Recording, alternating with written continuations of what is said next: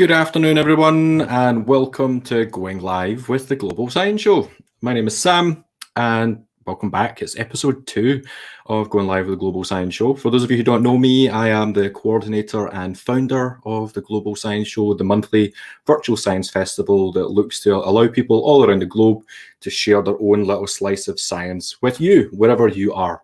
I'm here in Glasgow, in Scotland today. It's actually not too bad outside. You would expect me to say it's raining. It looks like it might rain, but it's dry just now, which is unusual for Glasgow. Today, we have a fantastic guest that I'm really, really excited to speak to, who is not too far away from me as well. So we're not traveling out of the UK today. It is Elizabeth Mills, who is a PhD student at the University of Dundee. I'm going to let her introduce herself in just a little second.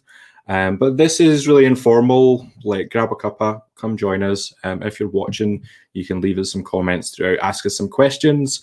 If you're watching on YouTube, if you're watching on Twitch, if you're watching on Twitter, send us a comment, ask us a question.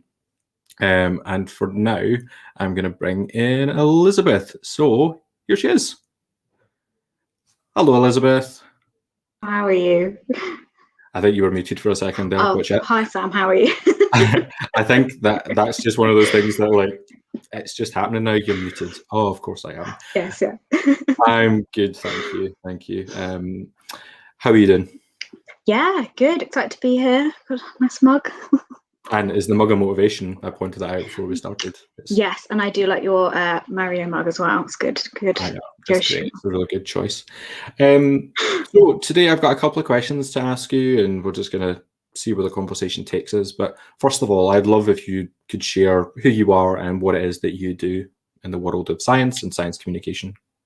Yeah, so in terms of my research, I am a researcher, PhD researcher at the University of Dundee, and I'm a marine biologist first and foremost due to my themed T-shirt.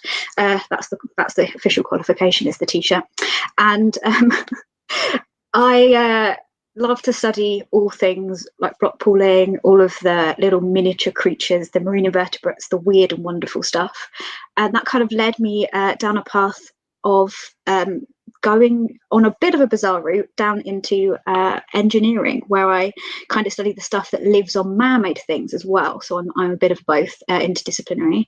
And as part of my love of weird and wonderful things, I do SciComm around that, about sharing the wonders of the marine world in the UK, our fantastic and weird oceans. And I have a YouTube channel called Marine Mumbles, where for the last 2.5, getting on 3 years, maybe in a couple of months, I've posted a video every single week, sharing something amazing about the ocean and going rock pooling. And I have my website, marinemumbles.com, as well, which has a ton of resources on there for anyone wanting to just put their wellies on and go exploring. That's me, basically. You do a lot, basically, is the answer to that. So a lot to unpack there, isn't there? Like an interdisciplinary degree that is looking at something that is has a big impact on humans and on marine wildlife. But as an interdisciplinary PhD, how have you found kind of tackling that? Because it's maybe a little bit different from what some other people are used to when they're doing a PhD that's more focused on just one subject. Yeah, it's definitely a different type. Well, it is a different type of experience, in the sense that from day one, it's helped my science communication greatly, because from day one you walk in and I'm with a engineering department, and so everyone you speak to has no idea about what you do. Absolutely none. Like, you're like, oh, I like barnacles, and they're like, wait, what are those? And it's like, okay, we need to go like way back. And on the other end of that, they're like, do you want like a screwdriver? And I'm like, yeah, can I have one? And they're like, which one? And I'm like, what? There's more. Like that kind of different. I actually had someone once, because I did an interdisciplinary masters as well, and someone come up to me and was like, you speak 2 languages. You have to learn like both the engineering and the marine biology, because they're so different as well. So in terms of that, it's a lot of I don't have any. I don't know if I don't think academia is really a place for like pride anyway, in the sense that you're like, oh, I know this, let's move on. Academia really isn't a place for that. You should be open and just honest and everything. So I spent a lot of my time being like, I don't understand you. I'm really sorry. You're gonna have to explain that again. So in that sense, I spent a lot of the time feeling like I don't know a lot of stuff and having to learn things really quickly. But that's been quite fun, and getting to learn something completely different. Having to like look at undergrad lectures or something if I don't understand things. Like I'm talking to people, and undergrads come up and ask me for help sometimes, and I'm like, well, I'm trying to help you. I can show you what I know, but actually, you might know a bit more than me. If it's about a topic I don't know. So in that sense, but in the other sense, it's great because once you cross that interdisciplinary boundary, you realize there's so much stuff missing from the original field that you didn't realize before, which is why I went to learn engineering as well. Because as a marine biologist, I literally didn't even know that there were different types of concrete, which is now what I make for my PhD, or different types of metals. And knowing that there are really simple things in engineering where you walk in as a marine biologist and you haven't done, and they're like, how can you not have known that? Means that when you look at the literature, it's heartbreaking, because there's so many great studies on either side, looking at the materials, looking at the engineering side, that ignore the marine biology side, and exactly the same on the marine biology side. If you just noted down just this bit of detail, then we would have so much more data to work with. And that's kind of what I'm trying to break down and trying to do with my project, is bring what you need for both in an uncomplicated way, so that when people hopefully read my thesis afterwards, they can be like, okay, even if I'm a marine biologist, I know now at least what I need to do on the engineering side. And if I'm an engineer, then I can go and, collaborate and get the marine side in as well. So yeah, that's kind of what I'm thinking. It seems like it's like a really common problem in life, but also especially in academia, that if two departments just talk to each other a little bit more, or like two subjects talk to each other a little bit more, we might make a bit more headway a bit more quickly. And that seems 100%. Like where you've got. So, and it is a shame that doesn't happen. So I'm hoping that marine biology and engineering, being so opposite as well, can kind of hopefully inspire a few people to do. I always include that in my conference talks. I'm like, if there's someone here that's in your other discipline, make sure you talk to them too. I must seem like a desperate person on the just go around be like, please join the interdisciplinary world. But I really think it's important. It's much more interesting when I always find myself being much more interested when I hear someone talking about something they're hugely interested in that I have no clue about. Like just finding out new things it's what I really enjoy about the Global Science Show. Actually, is we have so many people like yourself taking part, talking about subjects that I just don't know much about. And I learn so much every single month. So I absolutely agree. I find myself learning so much from like all of the global science shows that are aimed at like children, like all of the basics. I'm like, oh, I didn't know this, because if I don't know anything about chemistry, or I don't know, some different topic, I'm like, oh, that's amazing. I don't know why but it's like you forget that as you go through in academia, sometimes you kind of lose that basic knowledge of like everything else, whereas you've got this expert knowledge of something. And then the global science show is a perfect way to be like, oh wow, yeah, I forgot that there's a wider world of whole other world. Oh, so you mentioned that you're making a different type of concrete. What do you mean by that? So my specific project is trying to design a concrete to reduce marine invasive species settlement. So these are species that come across from different countries, mainly on the bottom of ships, which are traveling all around the world. And if they settle in harbours mostly, but they can act as kind of a stepping stone. So they can move from harbours and kind of go into natural kind of rocky shore populations, and sometimes they can cause a threat to that. So trying to design maybe a concrete that if they got here, that they wouldn't set up in the harbours straight away. It's quite an ask, in the sense that because we are so lacking in the knowledge of that link between marine biology and material. And I should mention that the great reason why it is possible to, or potentially possible to do this with a material, is that because the ocean is so competitive and all these things are trying to settle, they've actually kind of adapted, and some species have the ability to choose where they settle. They have certain preferences, and they'll settle where they prefer rather than not to prefer. So I'm testing the idea really that could we change the surface or the chemistry or a bit of both, and put that in the sea, and then come back and see if there's something about that concrete that the species do or do not like. And even if it turns out that there's nothing that they do or do not like and it's all the same, at least they have the engineering to back it up to say, right, this concrete is like this, this, this, and this. We know they're not fussed by these factors, so let's move on and try and make something else. So yeah, I've got just a couple of different types of stuff like that. It's a really fascinating subject, and like one of those ones that I would never have thought, oh, that's something we should look at. But actually, when you think about it, it's like that's like quite important, and I understand why we're looking at it. It's fascinating, absolutely fascinating. Now, I want to talk about science communication for a bit, and Global Science Show is all about SciComm. And you mentioned you've got a YouTube channel. Yes. What sorts of things do you share on your YouTube channel? Sell it to me. Okay. Imagine you're in lockdown and you can't put your wellies on. Join me on my channel. It's not all about being in lockdown and stuff. It existed before that. It's all about marine biology is fantastic. I mean, I've wanted to bring marine biology since I was a kid. I absolutely adore it. If I could spend all my time on the rocky shore, I would love it. I mean, I love tides because they let me get there, but I also hate them because they chase me back up the shore. Like if I could live there all the time, I would. And but the thing is, sometimes there is a bit of a disconnect between marine biology thinking coral reefs and diving and tropics and all these amazing places. And yes, they exist. And yes, if someone gave me opportunities to go, I would totally go and do that. But also marine biology is right on our doorstep. It's right next to, just our local beach. There is so much stuff. And the channel is all about showing people that it's about ocean optimism is kind of the term of that, because this is not saying that the kind of the other way of trying to get people to protect the ocean is by showing them how devastating the effects are. And I 100% agree with that. And yes, the ocean is being devastated. We should push that as well. But on the other side of that, if people don't realize what's in the ocean, how amazing it is, if they see a seahorse with that plastic cotton bud, and they're like, oh, that's really sad, but that seahorse is in the tropics and maybe there's a bit of disconnect there.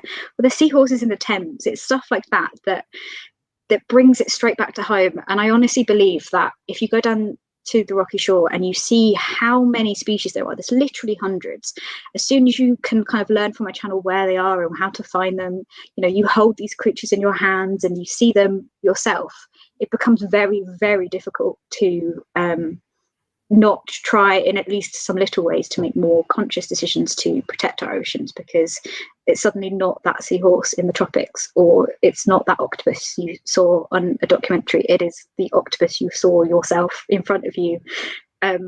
And it's all about that. It's also about showing the weird stuff as well, not just the cute and cuddly. I particularly love some bizarre creatures, and the ocean's perfect for that. It's full of bizarre creatures. It's 99% bizarre things, maybe 1% cuddly. So I like to share the 99%. I think some of the strangest, but also some of the most memorable memories that I have of kind of interacting with wildlife. Like my background's in zoology, so at University at Glasgow, we were taken on a field trip to Millport on the west coast, on Isle of Cumbrae, and we went kind of like rock pulling on the rocky shore and finding some of the strange creatures that live there, like nudibranchs and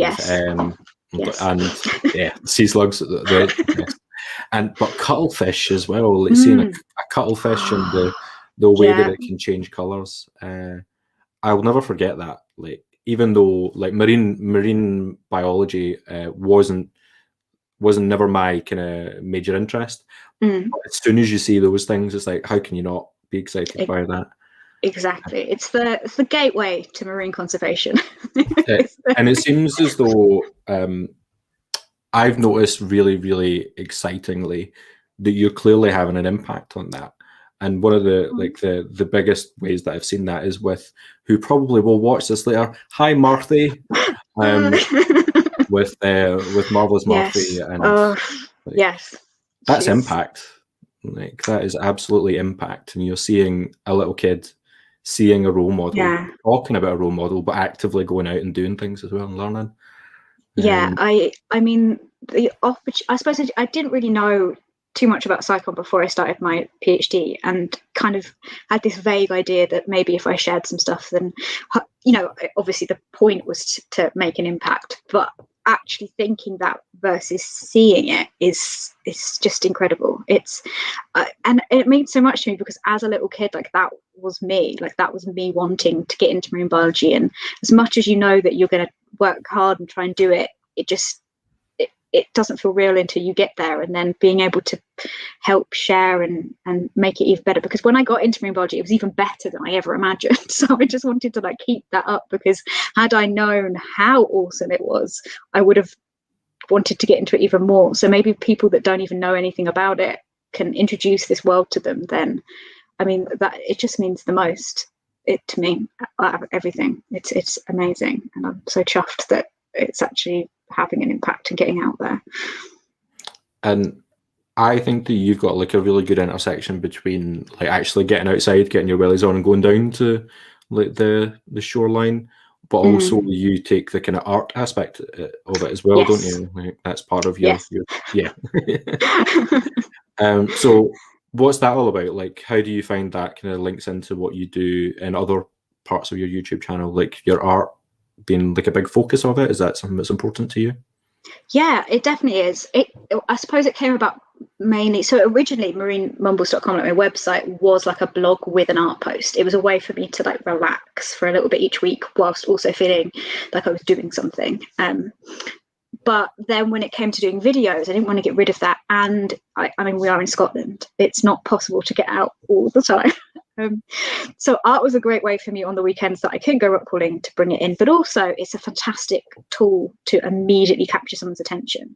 Like I can put a video out there, but if I draw a nice piece of artwork, then it just gets shared so much further, because there's something about seeing an artistic portrayal of a species that kind of captures people's emotions.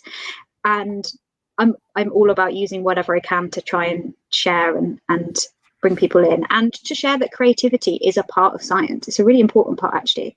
I think scientists are very creative, and a lot of it, especially when it comes to looking at things, like it's the same skills. You're examining the species every day. You can't help but kind of fall in love with them, and doing a piece of art and putting that same emotion into that art is very cathartic, and also makes it really, I think, important and interesting. And it means that I can also talk about species I don't see. So I can bring in different creatures. And I mean, I painted as enough octopuses to hopefully, I think I brought that into the universe when I finally found one. So I'm just going to keep painting everything I want to see, and hope that, you know, time spent on the drawing is the, you know, ocean karma I need to find them. No, I think that's like a really good way to view it. And like definitely you're going to like paint a great white shark and you'll see one. I think that's your next step, so that you'll definitely get to see one of those. I'd love to see a great white shark. I'd be jumping in that water. It's probably not the best thing to do, but I'd be like, hello. You could if you wanted to. Probably wouldn't be a good idea. No. So like you've got the YouTube channel and you've got the art that goes alongside that. What other science communication things do you do? What other things do you take part in or have taken part in? Yeah, so I mean, I've done quite a lot of school science festly things before the whole, you know, I don't know if you've heard of it, but that ongoing pandemic that goes on. At the Glasgow Science Centre, and stuff like that, which I really enjoy. That again brings in the scientific stuff. I like to do this session where people make their own marine monsters, so people learn how species move and how they feed and eat, and then I get them to mash them all up, so to make like an octopus. Well, there you go. I get them to do a cool name. There you go. So they win an extra point for a good name. So octopus. There you go. And I really enjoy that. I really get to enjoy interacting with children, and just especially one-on-one in that kind of science, well, I suppose in person, talking about that. But I particularly love public speaking, which is maybe the opposite of what people usually think. But in the science communication world, I think it's probably quite normal that people love a bit of public talking, which I'm desperately missing. So I've done things like FameLab, which is coming up again soon this year. I did that last year. That got me through the lockdown, number one, thank goodness. And yeah, stuff like that. I'm hoping to expand the rest of my psychom world, but at the moment, that's kind of what I stick to. What I've done. Yeah, the last time I saw you actually was in Edinburgh at the FameLab Heat. Yeah, don't you think it is a bit bizarre because it wasn't too far before the end of the thing, and it was great. Like it was a really nice evening. It was like that was my last normal like evening before it all kicked off with just like the bottle of hand sanitizer and the paper. Yeah, I think it was one of those things we were all kind of going, should we be here? Like, is this okay? Do you want some hand sanitizer? Yeah, do you want some more hand sanitizer? Yeah, like, we had no idea. I don't know why we didn't know. We had no idea what was coming whatsoever. It was only like recently being talked about, wasn't it? It was just, but it was a great evening. The first, and then it was immediately after that, it kind of all kicked off, didn't it? But yeah, it was a good evening. But it was a really fantastic evening with like so many good speakers. Like many. The standard that night from the Edinburgh cohort of speakers was just really outstanding. So to get through that was like in itself was like really great. But yeah, I never expected to. I 100% was like, oh, this is great. I get an evening in Edinburgh. I get to do a bit of public talking. Move on. That'll be it then. Yeah, I was really shocked, but I really enjoyed it. It's really good, and it's such a good experience taking part in things like FameLab because you get so much training, but also I know that like I've never taken part in it, but I have seen a lot of what goes on with it, and I don't know if you found this, but the community aspect of it seems to be really important to a lot of people. Yeah, I feel like I've been welcomed into like a family. Like if you've done FameLab and there's all the FameLab alumni, everyone's like, "Oh hi, FameLab person." Like, "Oh hi." It's really nice. I think as well because it is such a challenging public talking thing. It is like a kind of just you do it well or you don't do it well because 3 minutes it's so stressful and everyone does it amazing. It's just the back in your mind you're always like, oh my god, if I get this wrong even a little bit, that's it, I'm done because I'll have gone over the mark or whatever it is. So it's a real bonding experience. And I found as well, because we were during the lockdown with my particular group as well, it was really lovely. They were all really supportive, and FameLab never feels as well like a competition, even though obviously you're competing against each other. It's all about supporting and helping each other, and then just seeing at the end of the day who wins, because someone has to win. But yeah, they've created a really supportive zone, which I think is great for Psychom. That's exactly what Psychom needs, and what is absolutely fantastic about that kind of community around science communication. Everyone seems so supportive and lovely, and yeah, and there's not been many highlights to 2020, but kind of getting into Psychom really properly, or that community at least for the first time, was a major highlight. It was fantastic. It's great. It's one of those things that like, there is a problem with it, and it's always talked about. The science communication world is very cliquey, but there are some very supportive groups, and that's something that I found a lot over the past. Well, I've been doing it for like 7 or 8, maybe even 9 years now, that I've been doing science communication, but just especially over the past 18 months to 2 years, I've found the sense of community to be great. And I think there's been a lot of time spent on kind of breaking down barriers of cliques and allowing people who maybe felt like they weren't welcome to definitely be included. And having things like FameLab, which obviously has been going on longer, is a really good way for people to have that way in. Yeah, I think you yourself have done wonders for that. I mean, the Global Science Show and just you sharing and supporting science communicators has done wonders. I mean, I probably joined it like I joined it like 18 months ago, like the Psychom world, so I wasn't. But yeah, your support is amazing. You created a really good community online. It's really great. People say that, but it's actually it's down to the people that participate as well. I think that they've done a really good job of supporting other people within it. I'm just someone who sits behind a keyboard and like hits retweet. That's kind of my role. Like I kind of feel more like a science communication facilitator than a science communicator at times. But that's fine. I'm fine with that. As we're getting towards our half-hour mark, but we've been talking about the marine world, and so I don't feel like that we can't talk about the fact that the marine life is under threat, and quite badly under threat.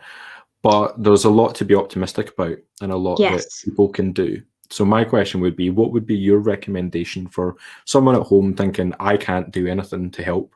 What could they do to help the oceans?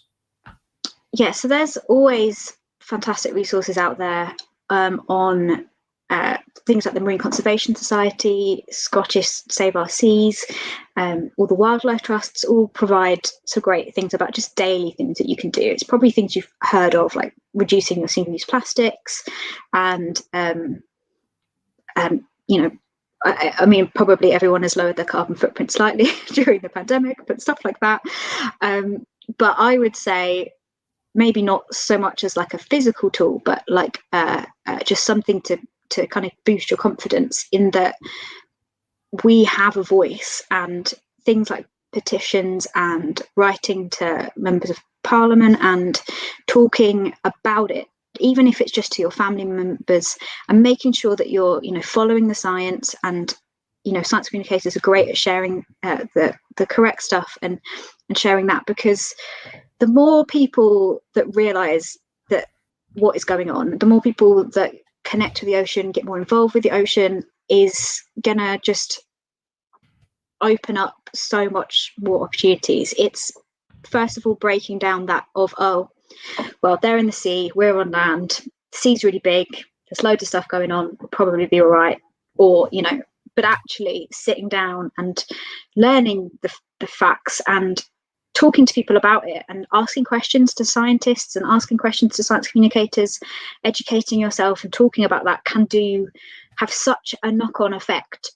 Because I think for us to move forward with really making a significant difference in protecting the ocean, we need some big changes, and that's not going to come if people aren't willing or fully get the context of which we need to do that, and that is really hard. So again, any small changes you can make will make a big difference if a lot of people do them.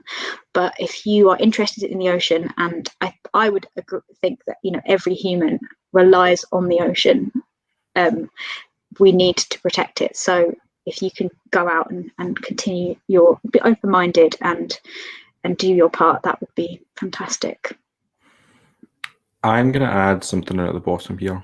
There you go. So I've added in where you can follow you if people want to. Fabulous, thank you. So that's your Twitter account and your website, I believe, as well. Yes, that'd be great. I should have added your YouTube link in as well, but I've only got so many characters. I think it's a really important point for us to think about what we can all do and having that voice, especially this year, when we've got COP26 coming up. It's a time to really tell world leaders and politicians what we think. We are getting towards that half-hour mark, so I think we've come to the end. What can we expect from you in the future? What do you said you wanted to expand your SciComm world, but I know that you've got a PhD to be focusing on. You've got a few months to go. What would be your ideal plans further down the line? Ideal plans. Well, it would be nice to get the PhD done and out of the way. So hopefully you'll be referring with a little DR next to my name at some point. But from the scientific communication point of view, I mean, I'm not going to stop making videos. I absolutely adore them. So coming up on my channel will be constant, hopefully bigger and better marine things. I would love to just expand. I feel like I've missed out on slightly getting into science communication, public talking as the pandemic has hit, in the sense that I would love, as the world opens up, or just anyway, to do more public speaking, but to kind of expand into making bigger and greater videos and working with collaborating with more people. So if anyone wants to collaborate with me or likes ocean or does anything ocean related, I'd love to do that. But working with some bigger parties to kind of share my message and get it out there would be great, which is what I'm working towards now. So hopefully, this time next year I'll be able to be like, oh, I did that. But at the moment, we're at the base, and I'll keep working hard. No, exactly. I think it's something that a lot of people do think as well, is that you have to dive right in and get really quickly into science communication. But there's so much time, and there's so many opportunities, and so many people that want to work together. Yeah. Anyone wants to work with Elizabeth, there's all the places down there to figure out how to get in touch. Thank you. Thank you so much for joining us. Yeah, thank you so much for having me. This is great. It's nice to talk to you. Not a problem. Always a delight to have a chat. And I'm sure we'll see you at a future Global Science Show. Yes, definitely. Right, I'm gonna use the power that I have to get rid of you from the stream. So bye. Bye.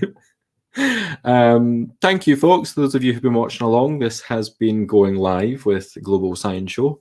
So we'll be back again on Tuesday at midday, I believe. I don't have my route in front of me, but Tuesday at midday, we'll be back again with another guest to talk through for about half an hour.